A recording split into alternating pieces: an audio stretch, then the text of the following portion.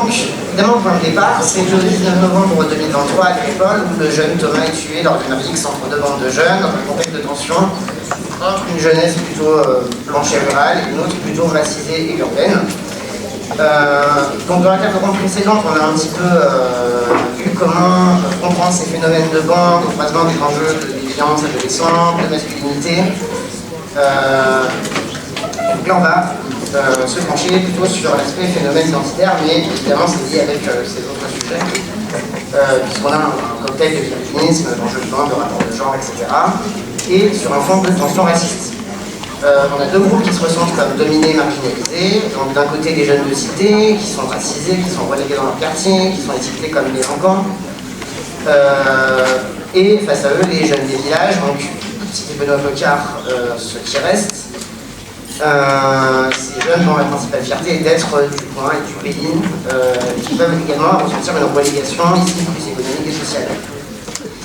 Et donc cela peut expliquer la porosité aux idées de l'extrême droite, notamment de ce deuxième groupe, en écho à ce que démontre par exemple le politiste Félicien Faury dans son livre des électeurs ordinaires, avec l'idée que la dimension raciste qui domine dans le vote RN va avec l'idée de préserver chez ces personnes ce qui leur reste de position dominante dans le champ social. Donc ce sont des gens qui sont ce qu'on pourrait appeler des petits moyens, issus des classes populaires, qui ont pu connaître une ascension sociale familiale et qui sont menacés. Or, cette même extrême droite va s'emparer de ces faits divers et façonner l'information dans son sens pour déclencher une vague de haine et de violence raciste. Donc c'est quelque chose de régulier, ces violences qui frappent notamment la jeunesse. On va s'intéresser donc aujourd'hui à la façon dont cette violence est utilisée par certains médias et par l'extrême droite. Pour donner un exemple, l'extrême droite n'a commencé à s'intéresser au féminicide en 2024 qu'au 104e de l'année, parce que le suspect est d'origine immigrée.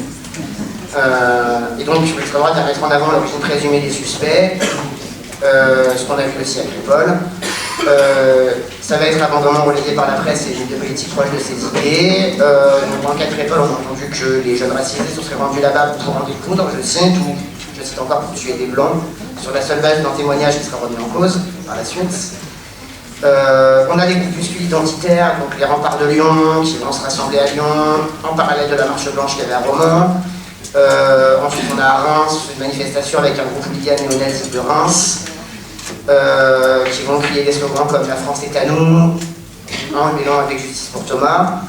Un peu plus tard encore, on va avoir le fameux épisode où vous avez 80 membres de groupes d'extrême droite, identitaires, néo-nazis, encagoulés avec des barres de fer qui se rendent dans le quartier de la Monnaie de Romans-sur-Isère pour une expédition punitive. Avec des cris racistes islamophobes, je cite « L'islam hors d'Europe, la rue de la France vous appartient ». Affrontement avec la police, 6 d'entre eux vont écoper de peine de 6 à 10 mois de prison. C'est des gens qui viennent de groupes néo-nazis, pour citer Division Martel, Vandale de Zac, l'Oriflamme. Beaucoup de gens qui viennent de la structure qui a succédé à Génération Identitaire, et aucun ne vient de la Drôme. Ça, c'est intéressant. On sait aussi qu'ils avaient une liste de coordonnées personnelles des 8 suspects du meurtre et de leur famille, et il semblerait qu'ils obtenaient cette liste par une fuite de données maintenant de membres de la police. Et de la même manière, la personne qui aurait coordonné cette opération, donc un certain Renardon, c'est son pseudonyme, c'est un ancien militaire qui vient de Rouen et qui milite dans Division Martel. Donc via ce triste exemple, on voit bien cette nébuleuse d'organisation d'extrême droite, violente, néo-nazie, identitaire, prête à l'action armée aux ratonnades, avec des accointances et à minima des sympathies parmi notamment la police et l'armée. On l'a vu aussi récemment avec ce qui s'est passé lors de la projection du film Z à Paris, avec des cris comme Paris est nazi. On l'a vu à Angers aussi avec des personnes qui s'en sont pris à des jeunes en les obligeant à exécuter des saluts nazis, et ensuite les ont molestés quand les élites l'ont refusé. On peut, pour finir, citer le meurtre raciste de Jamel Benjabala à Dunkerque l'an dernier, qui a été tué par l'ex-compagnon de sa femme, un militant d'extrême droite, membre d'une milice survivaliste, qui n'a pas supporté que la mère de ses enfants se mette en couple avec un homme qu'il ne voyait que sous le prisme de ses supposées origines et religions, un arabe, un musulman et d'autres.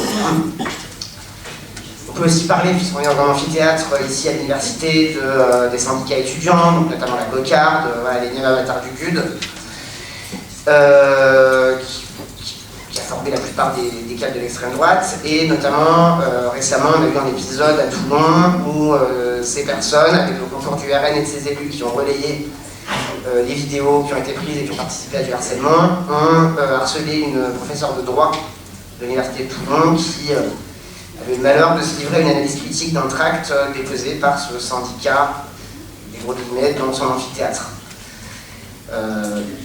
Donc l'extrême droite, c'est aussi une facette qui se veut plus respectable, celle du RN, plus dédiabolisée que jamais, mais dont la vraie nature revient vite au galop. On peut le voir dans les CV de ses candidates et candidats, dans les campagnes de cyberharcèlement justement qu'ils mènent.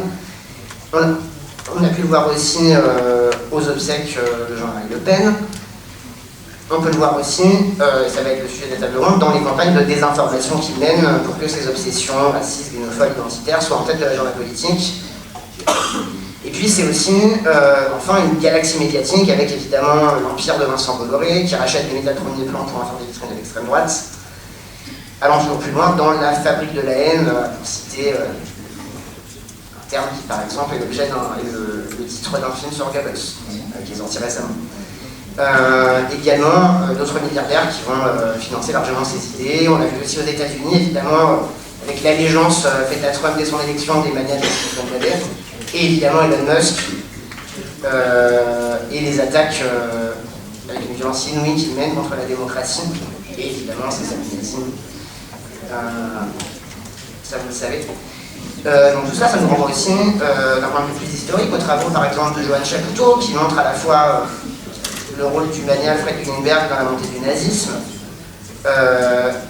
Et puis, dans son dernier livre, on le voit aussi avec la complicité de forces soi-disant républicaines dans la montée de l'extrême droite et dans le cas de Weimar, finalement la prise de pouvoir des nazis.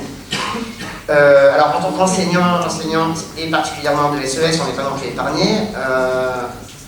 Pour parler de mon académie de Versailles, on a 2 collègues qui ont été victimes coup sur coup de campagnes de diffamation relayées par des élus, non pas RN mais bien de LR. Car LI ont eu le malheur de faire des SES en cours de SES, questionner la police, le racisme, les propos d'un ministre sur l'état de droit. On a d'autres collègues aussi ailleurs qui ont été ciblés par les collectifs de parents vigilants d'Éric Zemmour. Et également les chercheuses et chercheurs qui produisent des savoirs que nous enseignons sont menacés aujourd'hui par ce qui se passe aux États-Unis, puisque certains dépendent de financement états-unien.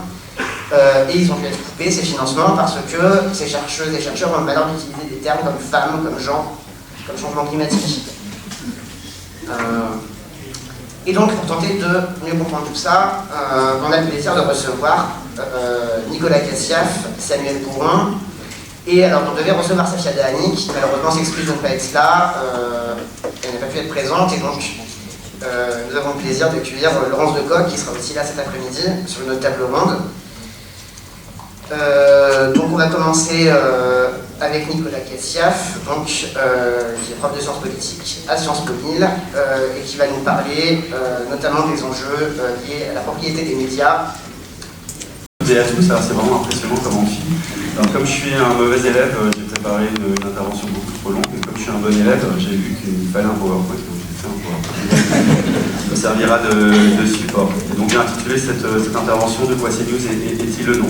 Alors comme l'a rappelé Marwan Mohamed ce matin, depuis en gros qu'il y a des médias de masse, il y a des formes de nationalisation, de politisation, de faits divers, de mise à l'agenda politique. De la même façon, autre évidence, depuis la fin du XIXe siècle, la France dispose de médias ouvertement positionnés à l'extrême droite, en soutien des acteurs et des idéologies d'extrême droite. Alors, je mets ici les 15 minutes. Seulement, pour la première fois, on assiste à la constitution d'un puissant groupe privé plurimédia d'opinion d'extrême droite. Et ça, c'est une véritable nouveauté dans l'espace médiatique hexagonal. Cette centralité de CNews, on pourrait appeler cette galaxie CNews, de satellite, s'observe en fait dans tout un continuum de pratiques à l'interface de mobilisation politique et informationnelle. Je ne vais pas ici toutes les mentionner. Sinon, pour rappeler que, puisqu'on parlait de Crépol, récemment, les journalistes qui ont enquêté et notamment mis à nu l'ensemble des mensonges que la galaxie des médias Bolloré ont pu énoncer sur ce dramatique fait divers, subissent, à la suite de leur dénonciation par Pascal Praud et les autres animateurs de CNews, une campagne de cyberharcèlement en ligne, tout comme mon collègue Alexis Lévrier, qui intervient sur des problématiques assez similaires à celles sur lesquelles je reviens aujourd'hui, mais qui est un peu plus visible médiatiquement, subit une campagne de cyberharcèlement qui l'a conduit à se retirer de toute intervention publique. Et donc, cette centralité, elle questionne même les outils qu'on peut mobiliser. Moi, je fais de la sociologie du journalisme et des médias pour essayer de comprendre ce qu'est cet objet CNews, du fait du brouillage des frontières entre journalistes, intellectuels, en temps évidemment des guillemets ici, et acteurs politiques, et l'étroite interdépendance qui conduisent à ce continuum de pratique. Alors donc, qu'est-ce qui a changé? C'est un peu l'énigme, comment comprendre cet objet médiatique qui est CNews et quels effets ça produit sur la structuration du débat public et de la vie démocratique ou de la vie politique. Et en l'occurrence, d'où je parle, j'ai récemment coordonné un numéro de la revue Politique de communication sur cette droitisation ou extrême droitisation des médias. Alors, ici, je précise un plan sur lequel je vais devoir faire des coupes accélérées. D'abord, dans un premier temps, premier ensemble de questions, c'est comment comprendre la constitution de ce pôle médiatique. Qu'est-ce qui l'a rendu possible? Pour le comprendre, il faut déjà s'arrêter sur trois singularités du capitalisme médiatique français, c'est-à-dire trois singularités de ce que sont les médias privés en France de façon structurelle, avec, je ne vais pas ici rentrer dans une perspective historique, les problématiques qui se posent aujourd'hui étaient déjà celles qui se posaient dans l'entre-deux-guerres.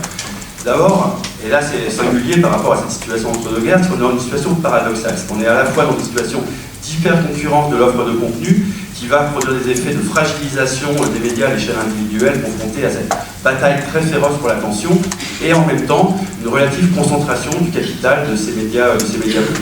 Ici je reprends une carte que vous connaissez toutes et tous bien j'imagine, où sur les centaines de journaux, de radios, de chaînes de télévision, on pourrait même dire les milliers si on prend en compte l'immensité de la presse magazine qui appartient finalement à très peu de groupes, eh bien on trouve seulement 38 actionnaires principaux, et en réalité beaucoup moins si on considère les actionnaires véritablement principaux du point de vue d'audience de leurs médias. Alors, on a sur l'ensemble de la PQR 8 groupes qui dominent ces marchés à l'échelle nationale, et puis on a beau avoir une trentaine de chaînes de la TNT, on a seulement 7 groupes télévisuels. Alors, deuxième singularité française par rapport à d'autres pays, c'est que ce capital des médias privés il est contrôlé par des groupes qui sont issus d'autres secteurs économiques que des groupes de médias. En Allemagne, par exemple, on a de grands groupes de médias qui investissent dans les médias et c'est leur principal secteur d'activité. Si on reprend la carte du Diplo, finalement, il y a très peu de noms de familles, d'actionnaires, d'individus, de groupes, de fondations qui sont uniquement positionnés sur le secteur des médias, pour qui c'est leur activité économique principale. Et à l'inverse, si on se penche sur ce que sont d'autres actionnaires, on observe à quel point la branche média dans leur consortium, dans leur groupe, est finalement très minoritaire, à l'exception, on peut le voir, du groupe Bolloré, mais si on ne se contente pas sur le groupe Bolloré de prendre chiffre d'affaires médias dans son ensemble, mais uniquement chiffre d'affaires des médias d'information, c'est extrêmement minoritaire. Il y a d'informations, d'opinion, en tout cas de médias qui ont vocation de participer au débat public. Et puis, troisième caractéristique que vous connaissez toutes et tous bien, c'est que ce capital est contrôlé par des hommes d'affaires situés au classement des principales fortunes du pays. Ce qui là n'est pas non plus vraiment une spécificité de la France, mais c'est vraiment particulièrement exacerbé cette concentration-là. Et ce que rappelle également cette carte à travers ces petits numéros qui indiquent leur classement, leur position dans ce classement des plus grandes fortunes. La question qui se pose quand on s'intéresse à ces questions-là, au sens social, c'est pourquoi. Pourquoi est-ce qu'ils vont investir dans un secteur qui, aujourd'hui, n'est plus un secteur rentable au regard de leurs autres activités économiques. Et bon, ici, je vous épargne, mais bon, voilà, il y a tout un ensemble d'indicateurs qui montrent à quel point aujourd'hui voilà, la valeur ajoutée de ces activités économiques n'est pas, ne garantit pas leur pérennité, leur rentabilité. Alors, il y a tout un ensemble de motivations. Hein, on peut, ici, je mets des points d'interrogation parce qu'on souffre d'importantes lacunes dans la recherche ou dans le journalisme sur véritablement savoir ce qu'ont été les motivations de ces hommes d'affaires pour investir dans le secteur des médias. Alors, il y a vraiment une diversité de rationalités qui tient aussi à l'époque, au moment où ils vont investir dans les médias. Ça peut passer effectivement de servir de jeu d'influence pour des groupes qui sont positionnés sur des marchés publics, c'est-à-dire un espèce d'entretien, de jeu de dons et de contre-dons avec les élites politiques qui seront susceptibles de servir les intérêts des autres activités de ces groupes. Il y a des enjeux de contrôle de certains secteurs informationnels liés, là encore, aux activités de ces groupes. Il y a des enjeux ici plus marchands de contrôle, ce qu'on appelait le contrôle des tuyaux et des contenus, pour tous ceux qui contrôlent effectivement ces fameux tuyaux d'information. Il y a des enjeux d'entretien, d'accumulation du capital symbolique, hein, effectivement tout un ensemble de personnalités qu'on pourrait qualifier de nouveaux riches dans l'espace élitaire français. Et puis il y a cette ambition de peser sur les débats politiques et idéologiques qui ramène d'une certaine façon Vincent Bolloré dans le giron de François Coty, qui avait racheté le Figaro. La question, c'est comment on peut le savoir. Il y a tout un ensemble de questions qui sont en suspens sur lesquelles, malheureusement, ici, je n'ai pas de réponse à apporter. Et plus j'interviens sur ces questions-là, moins les probabilités qu'une enquête de terrain sur les managers de CNews puisse se voir couronnée de succès. Qui gouverne CNews, comment, donc quelle motivation et rationalité. Et de ce point de vue-là, on dispose finalement malheureusement d'un certain nombre d'indices. Les interventions que Vincent Bolloré a pu faire face au Sénat et à l'Assemblée nationale, mais bon, sans rentrer dans les détails, on sait à quel point il a menti ouvertement à la représentation nationale, en présentant des chiffres tronqués et en minimisant finalement le poids de ces groupes dans la production informationnelle.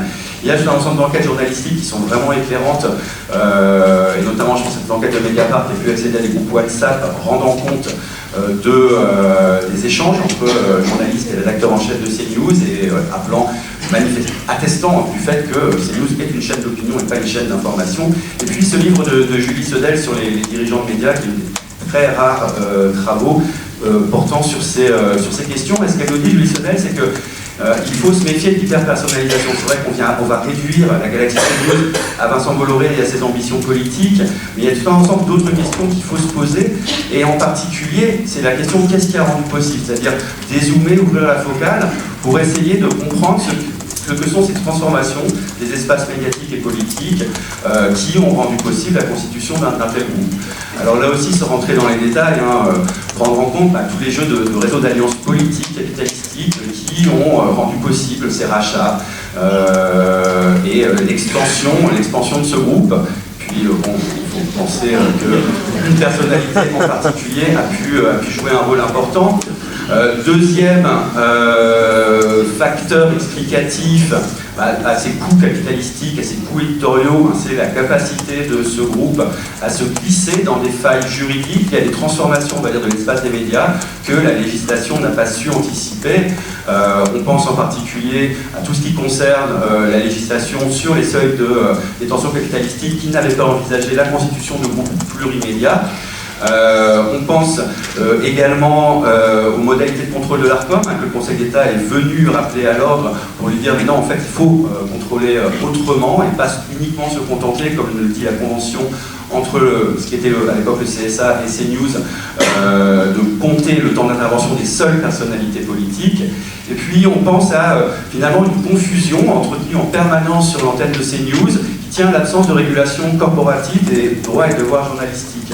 C'est-à-dire cette confusion entre ce qui relève de la liberté d'expression et ce qui relève du droit du public à l'information. Et puis, troisième facteur explicatif, c'est toutes ces transformations structurelles de l'écosystème médiatique et informationnel qui ont rendu opportun une telle reconfiguration. Au sens où on a basculé d'une époque dominée par les médias de masse qui conduisaient les médias, certes ils pouvaient avoir une perspective conservatrice, d'entretien, de naturalisation de l'ordre social, du fait notamment de leur détention capitalistique, mais ces rédactions devaient être à minima rassembleuses. Or aujourd'hui, dans un contexte d'hyper-concurrence,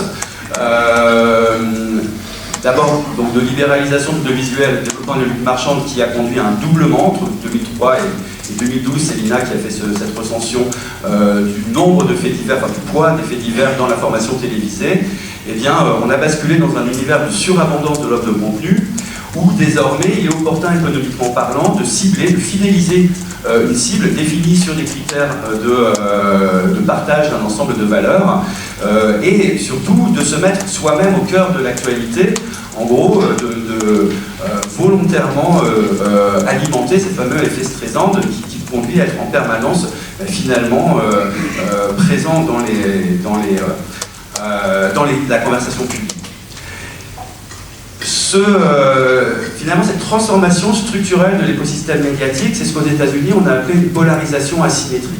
Là, ici, je vais pas, il reste 4 minutes, je ne vais pas rentrer dans les détails, mais pour dire, c'est qu'en fait, il y a une forme de polarisation, c'est-à-dire qu'en gros, la structuration de l'espace médiatique entre en réfraction avec la structuration de l'espace politique, et dans un contexte de radicalisation des antagonismes politiques, et on va observer une radicalisation des antagonismes dans les médias. Sauf que cette polarisation, elle a lieu surtout à droite et à l'extrême droite aux États-Unis pour tout un ensemble de raisons sur lesquelles je ne vais pas revenir. Et du côté de la gauche, des médias dits libéraux, de médias qui justement ne se définissent pas comme étant de gauche, eh bien, eux, pour tout un ensemble de raisons, ne participent pas à cette radicalisation. Et donc c'est asymétrique au sens où on a une force de frappe médiatique, numérique extrêmement structurée face à des adversaires qui continuent à se poser en garant des bonnes mœurs journalistiques, qui par ailleurs, on ne peut pas faire on va dire, de projection gauche-droite parce que la détention de ces médias, eux aussi, les ancre du point de vue, on va dire, de leur couverture de l'actualité économique, finalement dans le soutien à des politiques néolibérales. Et puis, ces médias libéraux, ceux que Donald Trump vont qualifier de fake news médias, le New York Times, CNN, etc., ne sont pas inscrits dans une logique de fidélité partisane. Ils peuvent, de façon ponctuelle, soutenir effectivement les démocrates, mais n'ont pas du tout le même lien de loyauté vis-à-vis d'un camp politique. Ils ne sont pas engagés donc, dans cette bataille culturelle. Alors les choses en France sont un petit peu différentes, je ne vais pas rentrer dans les détails, mais on peut se poser une question. Est-ce qu'on pourrait imaginer un CNews de gauche ou une galaxie équivalente? Et en fait non, pour une raison assez simple, c'est que on souffre d'un biais politologique, c'est-à-dire qu'on envisage la conflictualité partisane, politique, à travers ce fameux axe horizontal d'opposition entre gauche et droite, mais qui, si on pense à la conversion de la conflictualité sociale en conflictualité politique, en fait, doit se penser de façon verticale, et qui fait que les forces de gauche, qu'elles soient partisanes, associatives, syndicales ou médiatiques, en fait, souffrent d'un déficit de ressources parce que leur lien avec les milieux d'affaires, et donc ceux qui sont en capacité de surmonter l'absence de rentabilité actuelle des médias, eh bien, font de ces médias de gauche des entreprises beaucoup plus fragiles sur un plan économique, et de toute façon leur conception même du journalisme, pensons à Mediapart, fait qu'ils revendiquent par ailleurs une indépendance qui ne permet pas de disposer de la même force de frappe médiatique. Alors, en guise d'ouverture, en fait, se poser la question, c'est quoi les effets, c'est quoi les incidences de cette reconfiguration médiatique? Alors on peut penser les choses, c'est souvent ce qu'on fait en premier sur les publics. De ce point de vue-là, les sciences sociales demeurent plutôt sceptiques pour tout un ensemble de raisons. Et si on pense au livre de Félicien Faury qu'on a évoqué tout à l'heure, à aucun moment dans les 250 pages de sa démonstration, il ne fait intervenir la variable médiatique pour expliquer les processus de conversion au Rassemblement national. En revanche, on peut mettre en avant des effets de champ. C'est-à-dire qu'en fait, en gros, finalement, si les médias produisent des effets qu'on peut objectiver, qu'on peut observer, c'est d'abord et avant tout sur les protagonistes de l'actualité, d'abord et avant tout sur les protagonistes du débat public. Venant d'une certaine façon, par ce jeu de polarisation, agir finalement sur les jeux de positionnement légitimes. Alors il y a tout un ensemble de facteurs, je ne vais pas m'y intéresser, mais on peut penser à tous ces effets de dissibilité, de déplacement des seuils d'acceptabilité du débat public, En conséquence, effet d'exil, d'autocensure, je parlais tout à l'heure d'Alexis de Briquet, ces personnalités qui, subissant cette violence physique ou dans les mondes numériques, eh bien, se retirent du débat public, laissant ce qu'expliquait Jacques Chiraty dans le cas américain, le fait que les mondes de l'Internet sont très dominés par la droite et l'extrême droite. Et puis pas plus tard qu'hier ou avant-hier, effectivement, cette circulation de tout un ensemble de thématiques, de mots, de concepts qui ont été portés par l'extrême droite et relayés, promus par CNews, qui viennent déplacer finalement l'espace des clivages, ce que Vincent Tibéri appelait finalement une droitisation par le haut. Et puis la dernière chose que je voulais évoquer ici, c'est juste à titre d'ouverture, c'est qu'on oublie souvent ce concept d'hégémonie culturelle que revendique l'ensemble de ces personnalités, de ces mondes politiques, intellectuels, médiatiques, disant que la bataille politique se gagnerait par la bataille culturelle, la bataille des idées. On peut se dire qu'une manière d'objectiver cette transformation de l'hégémonie culturelle, finalement, elle s'observe dans le renversement des contraintes de justification. Et je pense qu'il y a eu un point de basculement, un événement qui nous a donné à voir ce renversement. C'est ce jour de la manifestation des syndicats policiers devant l'Assemblée nationale, une manifestation factieuse du point de vue du droit français. Et ce jour-là, et contrairement à ce qu'on pourrait présumer 10 ans, 15 ans plus tôt, ce jour-là, à qui on a demandé des comptes, pas aux forces politiques qui ont soutenu cette manifestation, mais aux forces politiques qui ne l'ont pas soutenue. Et je pense que ça, c'est un indicateur de ce renversement de l'hégémonie culturelle, le jour où on demande des comptes à ceux qui ne suivent pas cet ordre, cet agenda, ces cadrages politiques, eh bien, c'est là qu'on peut observer ce basculement dans la domination des idées.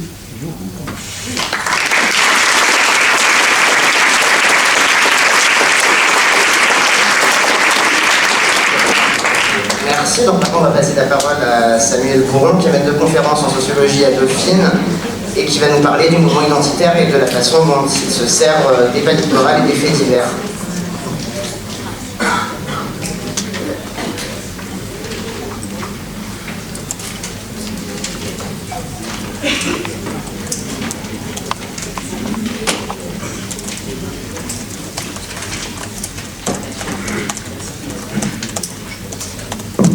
Parfait. Bonjour, merci beaucoup à toutes et tous d'être là. Donc, je m'appelle effectivement Samuel Bourron et je vais vous parler de mes passions pour l'extrême droite. Donc moi, ça fait un petit moment que j'enquête effectivement sur cette nébuleuse identitaire, une quinzaine d'années. J'avais commencé par faire de l'ethnographie de ces milieux-là, un peu comme les sociologues qui ont participé à la table ronde de ce matin. Et donc je m'étais fait passer pour un militant identitaire. Je suis resté pendant 1 an dans ce groupe-là qui donnera par la suite Génération Identitaire. Et puis j'ai ensuite suivi la trajectoire de ce mouvement-là, à la fois sur le plan médiatique, idéologique. Et donc ça a accouché d'un livre publié récemment qui s'appelle Politiser la haine. Et je vais vous parler de certains éléments qui sont dans le bouquin aujourd'hui, notamment Crépol. Donc il faut avoir en tête que le mouvement identitaire, en fait, à la base, et toujours aujourd'hui, c'est quand même dans un lignage fasciste. Et c'est pour ça que j'arrive pas à m'y faire quand j'entends les élites politiques en fait reprendre les mots qui ont en fait été installés par ce mouvement identitaire. En fait, quand Bayrou parle par exemple de submersion migratoire, Sophie Primas, la porte-parole du gouvernement, qui il y a quelques jours parle de racisme anti-blanc, qui est repris jusque par Fabien Roussel du Parti communiste, qui reprend les mots d'extrême droite. J'avoue que ça traduit quand même une certaine bataille culturelle ou hégémonie. Alors voilà, on pourra en discuter. Je suis pas en train de dire qu'en tout cas ils sont en train de la gagner, mais ça interroge. Donc ce mouvement identitaire, il reprend en fait des éléments qui sont amenés par la nouvelle droite, par ce qu'on appelle parfois le groupement de recherche et d'études pour la civilisation européenne qui naît dans les années 60 Et c'est une extrême droite qui va prendre conscience que prendre le pouvoir par les armes, par la révolution, c'est compliqué parce que justement la gauche est en train d'imposer certaines de ses idées, notamment dans les universités. Les idées féministes, antiracistes sont en train de gagner du terrain. On est sur les années pré-mai 68. Et donc, ils vont reprendre de Gramsci notamment une idée qui est que, en fait, si l'extrême droite veut gagner, il faut s'organiser autrement et réussir à rendre les idées consensuelles, en fait. C'est-à-dire, c'est l'idée de Gramsci qui est que, avant de penser à l'emporter sur le plan électoral, il faut d'abord rendre ses idées consensuelles. Et ça va les amener à essayer d'attirer l'attention des médias, essayer de diffuser leurs idées dans l'espace public. Et les identitaires tels qu'on les connaît aujourd'hui sont en fait dans cette filiation-là.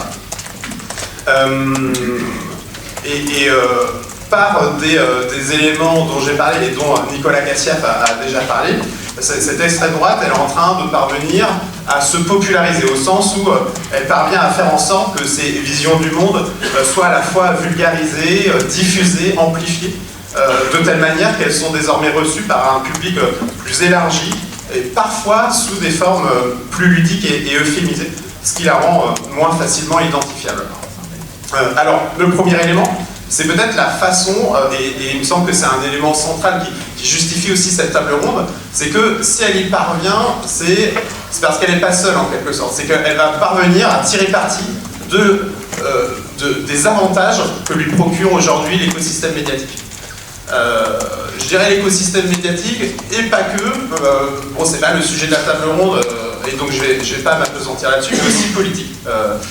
C'est notamment tout le travail mené par Abdelali Hadjat et Marwan Mohamed qui sont ici présents sur la façon dont l'islamophobie a été aussi construite en fait par des élites politiques et médiatiques et comment ça fournit en fait un cadre sur lequel aujourd'hui l'extrême droite peut prendre appui en fait.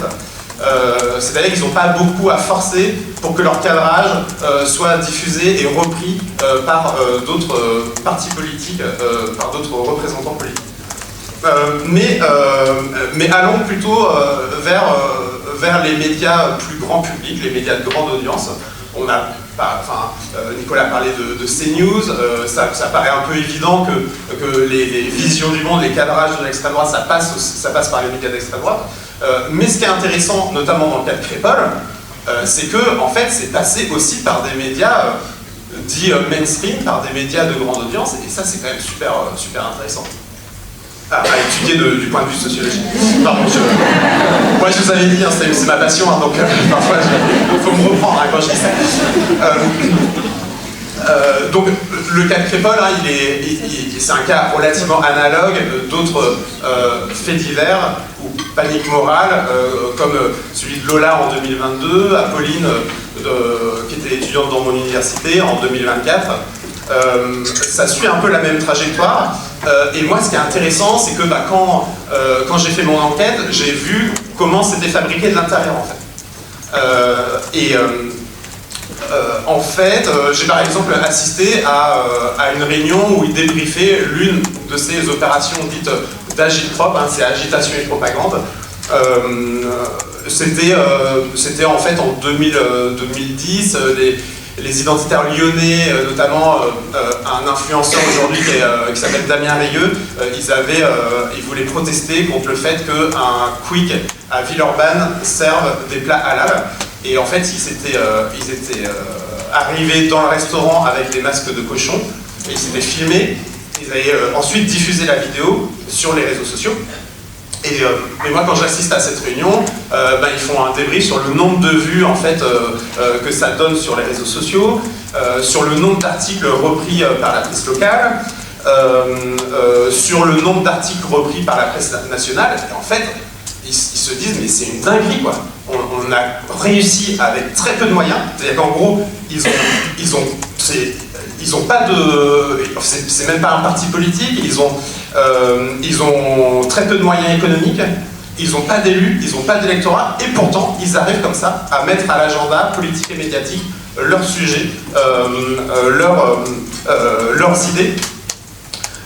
Idée qui est centralement, en fait, c'est quoi les identitaires? C'est l'idée qu'il y aurait un grand remplacement pour aller vite, hein. Il y aurait un choc des civilisations à venir qui s'explique par le fait que fondamentalement, on aurait des sortes de racines culturelles en fait, qui seraient incompatibles. En fait. C'est la différence avec le FNRN, c'est l'idée que l'assimilation ne serait pas possible. Il y aurait d'un côté en fait les blancs plutôt de tradition chrétienne, européens, définis hein, comme tels, qui auraient des racines. C'est très d'extrême droite hein, l'idée qu'on aurait une naissance en nous en fait, qui serait finalement affaiblie par l'intrusion en fait d'une population définie comme extra-européenne et plus encore par une religion qui serait appartenant à une religion qui serait l'islam. Et donc, on retrouve là aussi cette idée d'extrême droite. Si on veut que notre civilisation se renforce, il faut en fait l'épurer. Il faut l'épurer et à travers la proposition qui est celle des identitaires d'une remigration, c'est-à-dire une déportation en fait d'une partie de la population. Donc vous voyez, quand on parle de grand remplacement, c'est pas neutre hein, quand même. Enfin, ça nous renvoie quand même à des heures un peu sombres de l'histoire. Et pourtant, c'est devenu un cadre relativement normal. Alors pourquoi? Parce que les médias, notamment de grande audience, sont assez avides en fait de faits divers. Et ça, pour le coup, c'est une analyse qui date pas d'aujourd'hui. Hein. Pierre Bourdieu, par exemple, sur la télévision, c'est un ouvrage qui a été publié en 1996. Il dit déjà dès la première phrase, en fait, la recherche d'une audience élargie nous amène à des raccourcis xénophobes. Pourquoi racistes, etc. Pourquoi? Parce que on va essayer de faire jouer des événements qui sont réputés susciter de l'audience. Et c'est justement une des caractéristiques des faits divers, historiquement, c'est réputé pour mobiliser notamment beaucoup les émotions et d'attraper une audience beaucoup plus élargie. Il y a une dimension très peu technicienne, etc. Et ça va être au cœur vraiment de la stratégie de ces identitaires qui, donc je le rappelle, est vraiment à la marge du champ politique.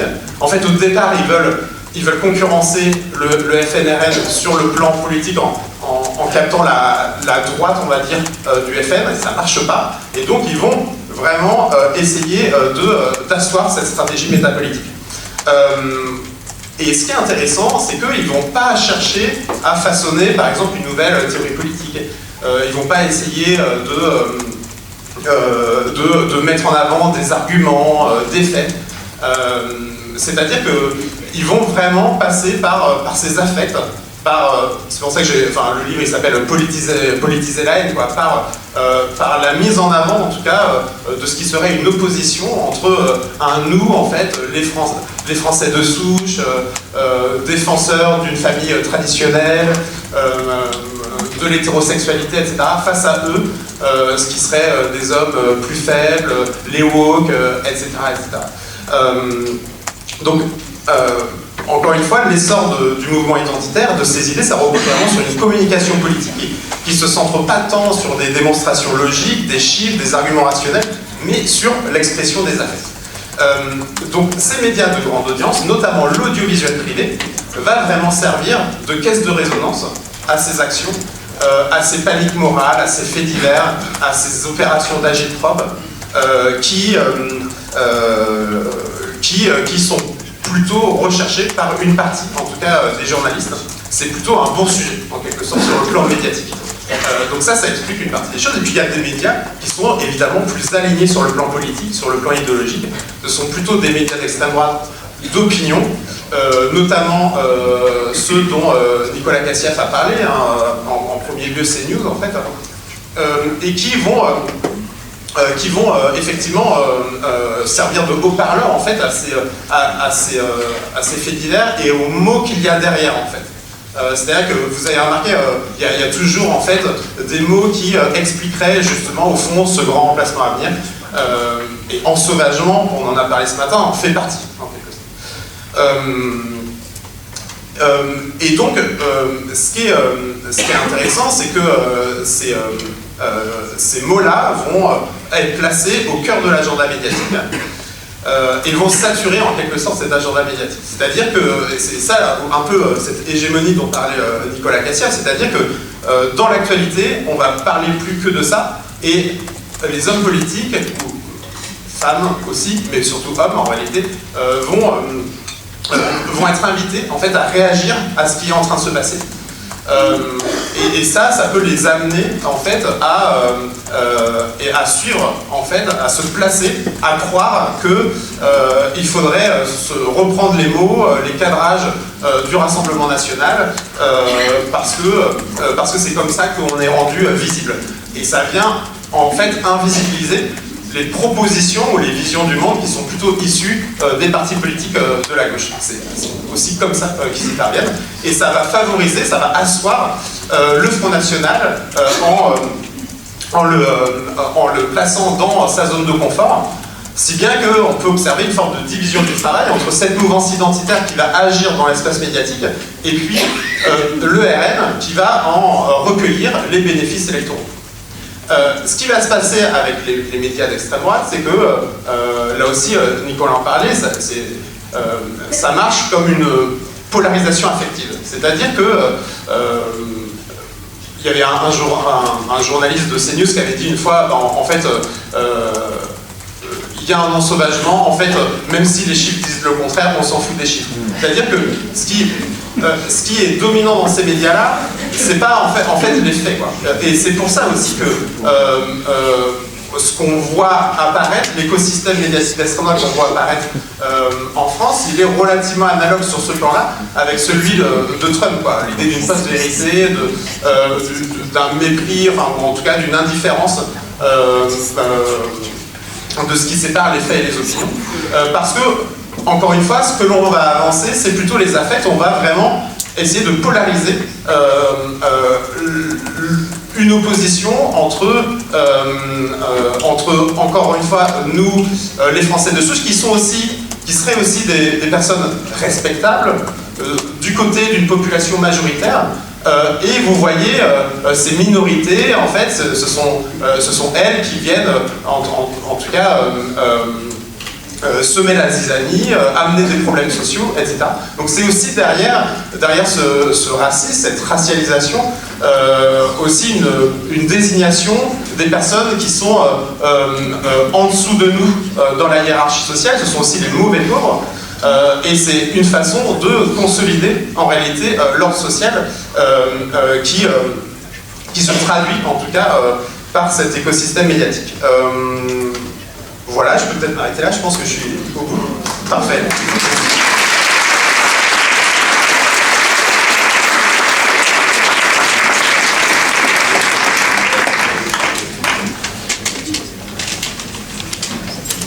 Donc maintenant on va passer la parole à Laurence Lecoq, donc historienne, professeure géo militante, que vous connaissez, je pense toutes les tous.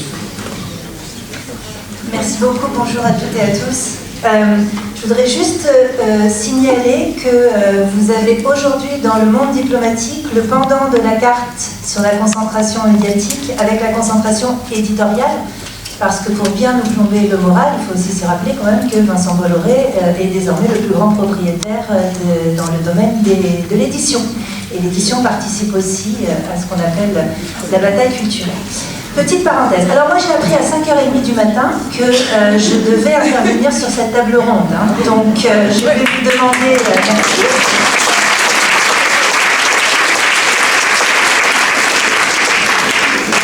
Voilà, donc je vais vous demander beaucoup d'indulgence, hein, mais je vais quand même essayer de vous présenter quelque chose sur la question évoquée par Arthur, c'est ça, en introduction notamment, à la fin de l'introduction, c'est-à-dire quand même à quel point l'école est aujourd'hui devenue un terrain de jeu prioritaire, à mon avis, de l'extrême droite. Et pour cela, je vais commencer par un petit diagnostic sous la forme d'une citation que je vais vous lire. L'islam radical est en train de prendre le pouvoir petit à petit dans des centaines d'établissements où l'on ne peut enseigner ni la Shoah, ni le plan des cathédrales, ni les croisades, ni parler de chrétiens de Troie, ni passer un morceau de musique, ni manger un sandwich au jambon pendant le ramadan.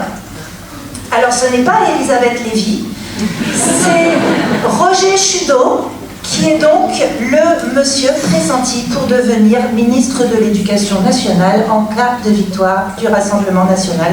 Oui, je sais, ça calme. Donc, comme dirait Pascal Praud, on ne peut plus rien dire. Le problème concernant la question de l'extrême droite dans l'école, c'est que même quand on dit « ça ne va pas non plus », alors Arthur donnait l'exemple tout à l'heure, je ne sais pas si elle est là, la collègue qui en effet s'est faite alpaguer par une représentante LR de façon, c'est une histoire tout à fait en fait paradigmatique de ce qui arrive aujourd'hui à des centaines et sans doute beaucoup plus de collègues dont nous ignorons encore l'identité, et on comprend pourquoi, je vais vous l'expliquer. Donc cette collègue, en 2 mots, fait un cours sur l'état de droit, donc cours d'enseignement moral et civique, si mes souvenirs sont bons, dans l'Académie de Versailles, et prend pour support une vidéo de Clément, dont j'oublie toujours le nom, Vidrovitch, voilà, qui critique la phrase de Retailleau sur l'état de droit. Finalement, rien du tout d'extraordinaire dans ce support pédagogique. Une élève se plaint à ses parents, la mère en l'occurrence, considère que c'est un cours militant. Et c'est parti, alerte des autorités. Le nom de la collègue est livré en pâture dans le cadre de la commission éducation et culture de l'Assemblée nationale devant la ministre de l'Éducation nationale. Je pense, je le dis avec beaucoup de solennité, je pense qu'il faut vraiment maintenir très très haut notre niveau d'indignation parce qu'on commence à s'y habituer alors qu'en réalité c'est d'une gravité extrême. C'est-à-dire, je n'ai jamais vu ça, je précise pour celles et ceux qui ne connaissent pas l'histoire, que c'est une toute jeune collègue qui enseigne depuis 1 an. Ce n'est pas la première à laquelle ça arrive. L'une des premières à laquelle ça arrive s'appelle Sophie Gigot, c'est une prof de philosophie dans le Nord-Pas-de-Calais. Cette fois, elle décide d'emmener ses étudiants, elle est prof en prépa, rencontrer des associations d'aide aux migrants, puisqu'elle est, elle est à Calais. Et évidemment, l'information se propage. Il se trouve que cette collègue a dans son propre lycée la coordinatrice nationale des parents vigilants, donc l'association des parents de Zemmour, que celle-ci se prépare à se présenter aux élections municipales et que le nom donc de Sophie Gigot a été donné en pâture sur les réseaux sociaux. Ça a fait énormément de bruit avec transformation évidemment de son projet pédagogique puisqu'il a été dit qu'elle emmenait ses étudiants pour visiter les camps de Calais, ce qui n'était pas du tout le projet immédiat, quand bien même d'ailleurs ça l'aurait été, ça n'aurait pas été, comment dire, si regrettable. Donc vous avez un certain nombre de collègues, et je pense là encore, ce sont des collègues dont le cas a été médiatisé, je pense qu'il y en a de plus en plus qui sont alpagués comme ça sur les réseaux sociaux, avec toujours les mêmes thématiques qui reviennent. Ce sont les cours essentiellement qui concernent l'histoire ou la géographie de l'immigration. Ce sont les cours, bien sûr, sur l'islam, ce sont les cours sur la colonisation, décolonisation, la colonisation qui est toujours représentée de façon négative quand même, alors qu'on sait bien qu'on leur a apporté les hôpitaux, les écoles et les routes, donc de quoi se plaignent-ils ? C'est désormais l'état de droit et le plus gros dossier qui arrive, c'est l'éducation affective et à la sexualité, où là on va retrouver ce qu'on a déjà retrouvé il y a 10 ans, avec des parents, mais j'en reparlerai parce que je pense que c'est un cas un petit peu à part, qui sont extrêmement angoissés de ce qui peut être enseigné à leurs enfants. On commence à voir réapparaître, vous savez, alors peut-être que vous n'avez pas suivi en 2014, mais vous aviez déjà ces discours autour de on va leur apprendre à se masturber à l'âge de 3 ans, est-ce qu'ils ont besoin de savoir ce que c'est un spermatozoïde à l'âge de 5 ans, voilà, on commence à voir réapparaître ça avec toute une instrumentalisation par l'extrême droite. Alors, je vous le dis, en fait, l'école, quand on compare aux autres pays qui ont aujourd'hui à leur tête un gouvernement d'extrême droite, l'école est toujours la première cible. il n'y a pas d'exception, c'est le cas en Italie. En Italie, la première chose que Meloni a dite, c'est qu'elle allait réformer les programmes d'histoire pour enseigner une forme de récit national. On pourra en reparler si vous le souhaitez. C'est le cas en Hongrie, c'est le cas bien sûr de façon paradigmatique et saisissante et surtout pétrifiante de ce qui se passe aujourd'hui aux États-Unis avec Trump. Attaque de l'école du point de vue de ce qui est enseigné, mais attaque aussi, et ça c'est aussi extrêmement important, attaque des enseignants, attaque des agents qui travaillent dans cette école. Les procédés de dénonciation sont toujours les mêmes. On interpelle sur les réseaux sociaux, on fait des captures de cours, donc des cahiers d'élèves, des extraits de manuels scolaires, évidemment, et on présente tout ça comme si c'était quelque chose d'absolument intolérable. Alors évidemment, on est tous profs ici, donc il est clair que si vous faites un cours sur la colonisation, vous allez à un moment donné parler de la torture en Algérie, enfin vous ne faites pas, mais moi je fais parce que j'enseigne l'histoire, vous allez parler de la torture en Algérie, et puis à un autre moment, vous allez parler, je ne sais pas moi, du débat entre Jules Ferry et Clémenceau sur la légitimité de la colonisation. Donc ils vont évidemment ne prendre que le passage sur la torture en Algérie pour dire qu'on fait de l'anti-France, etc., etc. Alors, je vais mettre ma casquette d'historienne. Le fait d'interpeller des enseignants médiatiquement et le fait de transformer finalement un cours en panique morale et en panique nationale n'est pas complètement nouveau. On retrouvait ça déjà dans les années 30. Moi, j'ai écrit un livre qui s'appelle « Une journée fasciste », qui parle du cas de Célestin Freinet. Célestin Freinet faisait travailler ses élèves, il leur faisait écrire des textes libres. Et un jour, un élève libre raconte son rêve, et dans ce rêve, il raconte qu'il va tuer le maire, et le maire était d'extrême droite, le maire du village, le petit village de Bar-sur-Loup, vous voyez, de Saint-Paul, pardon, à l'époque. Et donc le maire était d'extrême droite, et Freinet dit, en même temps, moi j'ai dit que les textes étaient libres, donc je vais publier ce texte, tant pis. Alors les gamins, ils rentrent dans les familles avec ce texte-là, donc un texte qui explique comment les enfants vont tuer le maire. Et évidemment, ça arrive aux oreilles du maire, qui n'est pas très content, et qui va saisir cette occasion pour dire « Ah, ben voilà, les rouges, ils sont dans l'école, il faut aller les traquer, il faut absolument le foutre dehors, etc. » Alors, on est dans un petit village de Saint-Paul, en Provence, on pourrait se dire, surtout dans les années 30, ça reste complètement confiné. Mais il se trouve que Charles Maurras, que vous connaissez tous, et l'Action française se prend de passion pour cette histoire et va consacrer à cette histoire à peu près 96 articles. Donc je peux dire c'est une sorte d'obsession. Et cette histoire devient un vrai problème national en fait. Et dans les journaux d'extrême droite des années 30, c'est pour ça que j'en parle, il est recommandé de créer des ligues de pères de famille, de créer des ligues de pères de famille pour protéger les enfants. Et moi, quand j'ai vu ça, j'ai trouvé ça extrêmement intéressant parce que je me suis dit, aujourd'hui, on est passé au contraire à la création, en tout cas à l'appel à la création de ligues de mères de famille pour protéger les enfants. Et je crois que là, il y a quelque chose d'assez intéressant du point de vue justement d'une forme de délégation de puissance publique qui serait donnée à un certain nombre de mères et qui expliquerait que même les mamans qui ne sont pas forcément d'extrême droite, en fait, se sentent aussi investies de cette mission de protection des enfants, et je reviendrai sur cette question de la protection des enfants. Alors, le programme de l'extrême droite sur l'école, il est extrêmement light, et pour cause, en réalité, il est tellement presque déjà là, que finalement, ils n'ont pas beaucoup à se creuser la tête pour pouvoir en faire véritablement un projet d'école extrêmement bien calibré. Quand on regarde le programme du Rassemblement national, par exemple, sur l'école, c'est assez chiche. C'est un collège modulaire, donc fin du collège unique. Bon, ben voilà, ça y est, c'est mis en place. C'est le retour du récit national, oui, parce que là, quand même, Charles Martel nous a beaucoup manqué. Surtout lui, parce que je pense que ça va vraiment être autour de cet événement. Je te regarde parce que je pensais au groupe identitaire qui a pris le nom de Charles Martel. Et c'est évidemment les fondamentaux. Voilà, depuis Jean-Michel Blanquer, c'est une petite musique qu'on connaît parfaitement bien.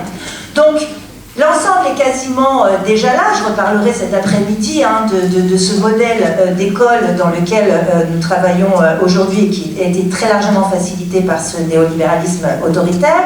L'ensemble est déjà là, mais il est aussi facilité par un terrain qui rend les gens assez poreux en fait à ce discours sur l'école. Alors moi aussi je voulais citer Félicien Faury, j'ai pas le temps, apparemment pas beaucoup, en tout cas Félicien Faury dans son livre fait une liste des griefs des gens sur l'école et il en fait aussi un des facteurs de la conversion au vote pour le Rassemblement national. Et donc parmi ces griefs, alors du coup je ne peux pas tous les dire, mais en gros, moi je fais mes impôts, je ne vois pas les efforts sur l'école.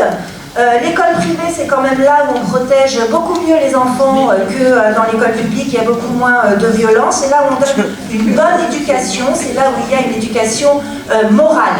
Voyez. Et ça, je trouve ça très intéressant parce que finalement, ça nous donne des pistes sur ce qu'on peut faire. Je vais juste terminer là-dessus s'il me reste une minute. La première chose, c'est quand même, on a un gros travail de réorientation de la colère à faire. Parce que le diagnostic qui est fait sur l'école, là, dans le livre de Félicien Faury, finalement, il y a des choses qui sont assez justes, mais qui sont tout simplement dues aux politiques publiques qui touchent l'école publique depuis aujourd'hui une 40aine d'années. Donc, il faut savoir vers qui adresser sa colère. La deuxième chose qui est, à mon avis, un chantier vraiment important, et d'ailleurs sur lequel je vais commencer à travailler, c'est la question de la protection des enfants. Vous avez aujourd'hui une extrême droite qui se présente comme le parti qui protège les enfants. C'est absolument extraordinaire car, historiquement, tout le monde sait que l'extrême droite agresse les enfants. L'extrême droite est le parti le plus dangereux pour les enfants. Les jeunesses hitlériennes, quelle mère de famille rêve de mettre ses enfants dans les jeunesses hitlériennes? L'extrême droite nie l'enfance. En fait, l'extrême droite est une négation de l'enfance. Et le fait qu'ils aient réussi à opérer cette sorte d'inversion en disant « nous sommes les protecteurs des enfants, avec nous ils ne vont pas apprendre à se masturber à l'âge de 3 ans, etc. » Là, je crois qu'on a quand même quelque chose, une bataille à mener qui me semble particulièrement intéressante. Montrer également à quel point le maigre programme de l'extrême droite n'est pas inoffensif. On pourra en reparler, mais la réinstauration du récit national à l'école, ou du roman national à l'école, c'est particulièrement dangereux en fait. Le roman national, c'est pas la petite musique Madeleine avec le baptême de Clovis et on est tellement content parce que ça nous rappelle quand on était jeune à l'école. En fait, le rassemblement, vous voyez, c'est les mêmes initiales, Rassemblement national et roman national. C'est un projet politique et c'est un projet politique dangereux et c'est à nous aussi de le montrer. Et je voudrais simplement profiter de cette conclusion pour dire et vous informer que si jamais vous êtes alpagués par l'extrême droite, si jamais vous connaissez des gens qui sont alpagués par l'extrême droite, aujourd'hui des collectifs se créent en soutien, enfin se créent, un jour ils seront peut-être secrets, en soutien justement à tout ce réseau d'enseignants. L'Observatoire national de l'extrême droite et Sophie Gigot, dont je parlais tout à l'heure, a fondé la CALAP, qui est une coordination antifasciste. Vous avez des sites, vous pouvez les contacter. Merci.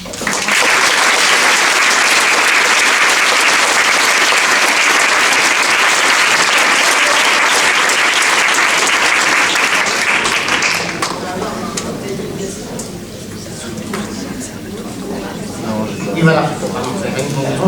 Donc on va avoir un timing assez serré, donc on va quand même essayer de prendre quelques questions rapidement. Donc manifestez-vous si vous avez des questions.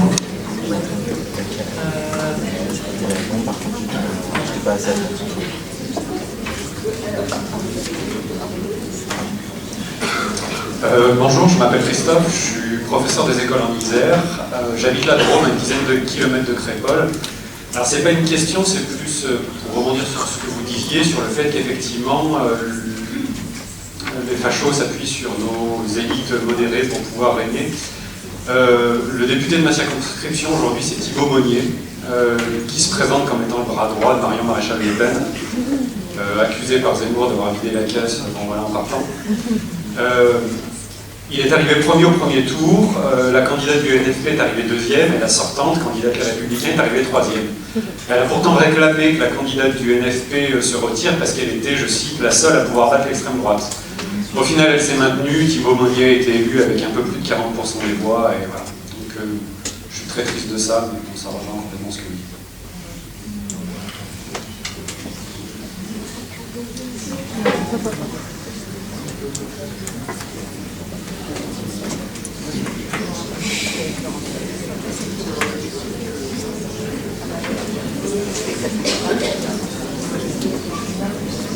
Oui, bonjour. Merci pour votre intervention. Juste une réflexion, enfin plus qu'une question. Je rappelle qu'en fait, je dirais, enfin, je rebondis sur ce que Laurence disait là, à propos effectivement de la collègue de SES. Elle avait passé une vidéo, donc, déconstruisant effectivement les propos de Retailleau sur l'état de droit, sur la remise en cause éventuelle de l'état de droit. Je rappelle quand même qu'en fait, en tant qu'enseignants, nous sommes un contre-pouvoir. Je pense que ça fait partie de notre devoir de défendre effectivement alors, la République, la démocratie, appelez ça comme vous voulez, l'état de droit, mais je veux dire, c'est quand même dans nos missions. Et c'est là-dessus qu'on est attaqué. Mais je veux dire, on ne doit avoir aucune, pas de cas de conscience. Enfin, je veux dire, quand effectivement l'état de droit est attaqué, nous devons effectivement, en tant qu'enseignants, en parler à nos élèves, le défendre, et ce n'est pas enfreindre la neutralité axiologique, ça fait partie de nos missions. Je rappelle que Jules Ferry, qui n'était pas un grand progressiste, on le sait, je veux dire, la mission de l'école, avant tout, c'était de légitimer la République, de légitimer à l'époque, la démocratie, le droit, etc. C'était pour lutter aussi contre l'extrême droite. Enfin, que l'école républicaine a été créée, aussi pour lutter contre l'extrême gauche. Et je veux dire, voilà, c'est juste un petit message, il n'y a pas d'état d'âme à avoir là-dessus. Enfin, je veux dire, c'est notre rôle. Et hélas, effectivement, je crains que ce rôle soit de plus en plus remis en question. Juste pour préciser, c'est effectivement un cours de MC, comme l'a dit Laurence, sur l'état de droit qui est au programme de seconde de MC. La suite du programme.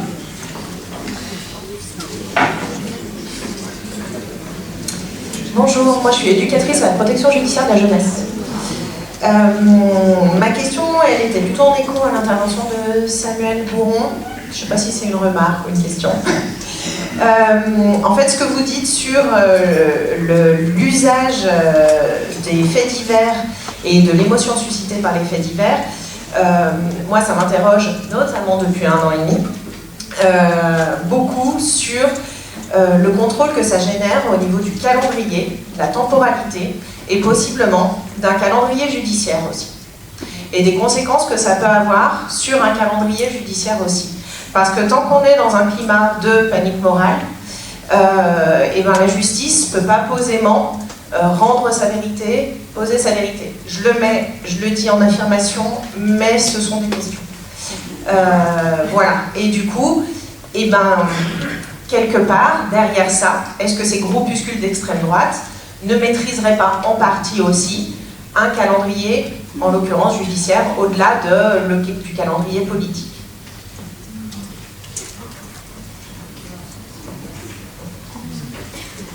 Merci. 2 remarques un peu provocantes. Et il faut que j'explique d'où je viens avant de vous provoquer. Moi, je viens d'Eure-et-Loir à Chartres, et on a eu des violences entre jeunes, des homicides, mais on n'a pas eu de réaction, notamment du champ éducatif, des personnels, de mes collègues, ce qui m'a pas à la hauteur.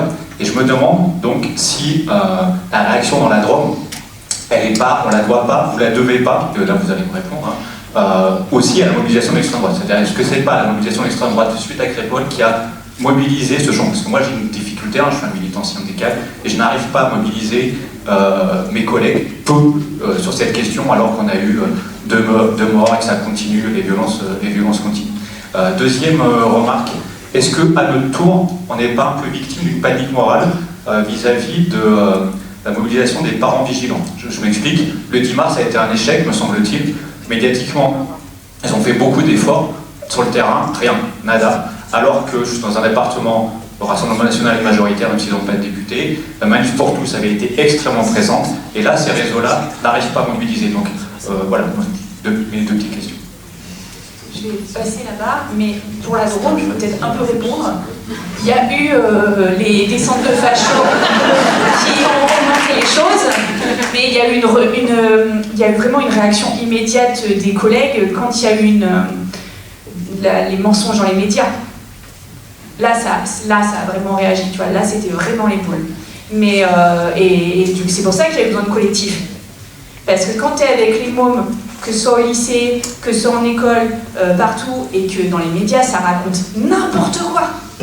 Mais n'importe quoi, et les enfants avaient besoin d'en parler, donc les gens avaient besoin d'échanger, quoi. Et c'est ça qui a mobilisé au départ. Et après, les fachos, ça a plus fait peur, presque. Tu vois, ça... Voilà, mais si tu veux... J'entends, mais il y avait tous les médias, hein. Tu vois, il y avait les pires, mais il y avait même les autres, quoi. Enfin, ça racontait n'importe quoi et ça relayait des trucs des pires, quoi. C'était l'horreur. Donc je pense qu'il y avait, je suis d'accord avec toi, hein, c'est bien ce sentiment que le fascisme était en train, mais n'empêche que c'était le fait que nous on pouvait pas travailler comme ça, quoi, à tous les niveaux, quoi. Mais ouais, je pense que les descentes de tarés, là, ça a été après. Les gens, ils s'étaient déjà mobilisés. Oui, alors moi j'avais une question. En fait, on a pas mal parlé des médias mainstream et des milliardaires. Par contre, nos élèves, je suis pas sûr que ce soit via ces médias-là qui s'informent réellement. Et donc, moi j'ai l'impression que j'utilise aussi pas mal du coup les médias non mainstream. Ça va être diffusé entre guillemets par tout ce qui est les influenceurs. On voit, il y a Thibaut Inchep qui fait quand même énormément de millions d'abonnés. Qui, bon, je ne sais pas si c'est d'extrême droite ou pas, mais en tout cas, il prend certaines idées virilistes, voire en tout cas de droite dure. Il y a Alice Cordier de Nemesis qui, il n'y a pas longtemps, a diffusé en fait un petit clip assez sympa, assez bien fait, reprenant en fait les codes de Bref, la série là qui est en diffusion récemment, là, Bref, la saison 2. Et pareil, en fait, ça, à quel point finalement c'est une porte d'entrée en fait chez notre jeunesse qui, en fait, d'une manière en fait un peu invisible, en fait, commence en fait à les attirer, les rentrer, et après pour porter des discours justement en fait d'extrême droite beaucoup plus durs et beaucoup plus racistes, virilistes et antisémites. Et du coup, je sais qu'il y a pas longtemps, il y a des journalistes en fait qui ont écrit un bouquin qui s'appelle Pop Fascisme. Et en fait, j'aimerais savoir si vous avez des éléments en fait sur quelle est l'importance en fait justement de ces médias non mainstream sur nos jeunes. Et un petit dernier point, enfin c'est une remarque.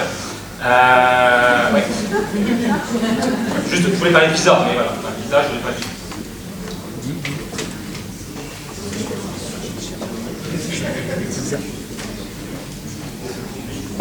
Bon. Et sur Roman, je pense un truc qui était aussi présent depuis plusieurs années, c'est qu'on a une mère facho aussi. Hein. Donc on est assez mobilisés depuis un certain temps.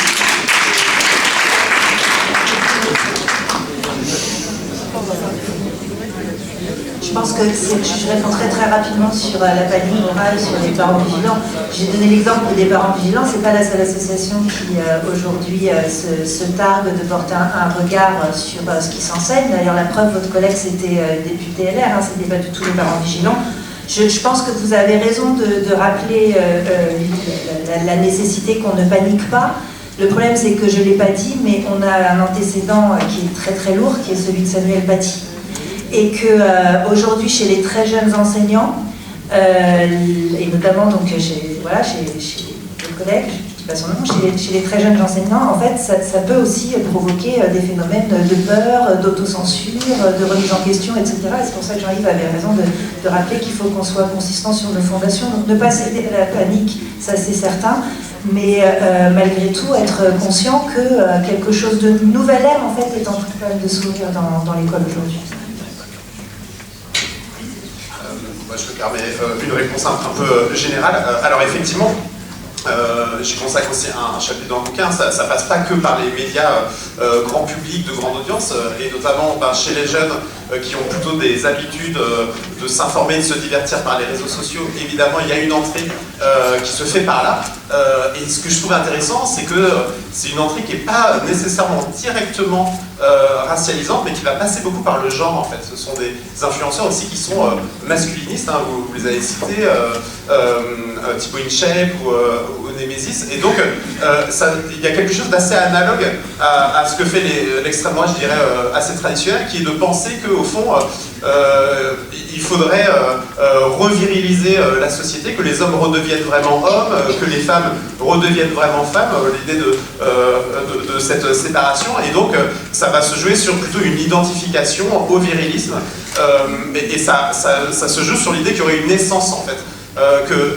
Non, les garçons et les filles n'auraient pas de socialisation de genre, mais seraient essentiellement des garçons ou des filles.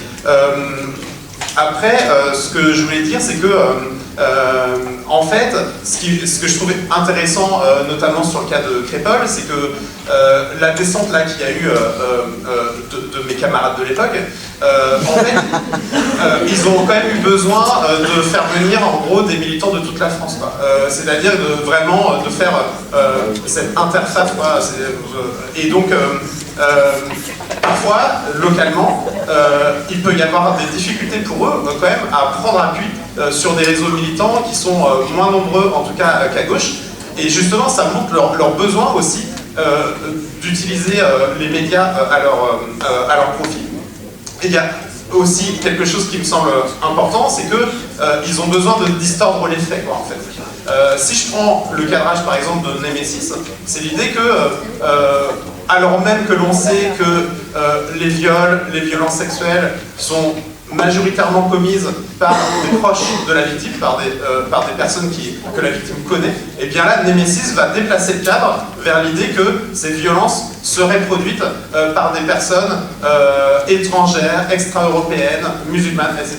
C'est ce qu'on appelle parfois le fémonationalisme. C'est-à-dire qu'il y a quand même l'idée que cette bataille culturelle, elle doit avancer justement en distordant les faits. Et s'ils détestent les profs, s'ils détestent la justice, pour prendre un autre exemple, c'est que ce sont en fait des professions qui justement rappellent les faits, qui rappellent le cadre du droit. Et c'est pour ça aussi que cette extrême droite, elle avance en détricotant justement ces institutions et ces professions. Et juste, pardon, un truc qui me semble aussi important, c'est que ça marche vraiment sur cette idée d'excitation des affects pour nous enfermer dans cette polarisation, en fait.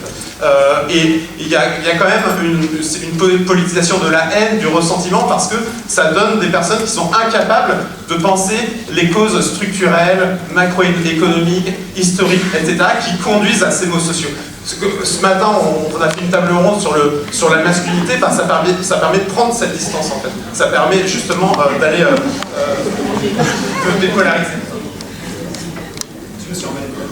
Ouais, non, c'est vraiment en une phrase, effectivement, il y a la question des pratiques médiatiques effectives des jeunes, et de ce point de vue-là, c'est absolument certain que les médias dont on parlait jusqu'ici ne sont pas du tout des médias consommés par les jeunes.